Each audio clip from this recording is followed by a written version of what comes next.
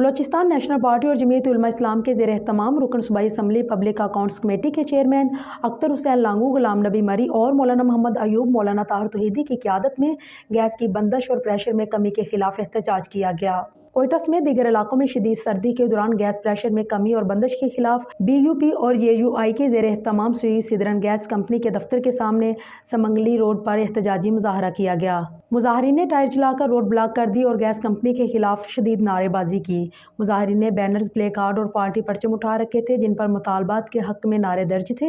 Road block होने की वजह से ट्रैफिक मुअत्तल हो गई और कई घंटों तक शहरियों को ट्रैफिक जाम की वजह से मुश्किलात का सामना करना पड़ा। मुकर्रीरीन का कहना था कि शदीद सर्दी में दर्जा हरारत नुकदा अंजमात से नीचे गिर गया हो और हर तरफ पानी जम चुका हो। इस सूरत हाल में कोयटा में बसने वाले मकीनों को गैस प्रेशर में कमी और गैर अलानिया बंदिश से शदीद मुश्किलात दरपेश होती हैं। सियासी जमातों की जानिब से हर साल सर्दियों में गैस प्रेशर में कमी और बंदिश के खिलाफ एहतजाज पर मजबूर किया जाता है।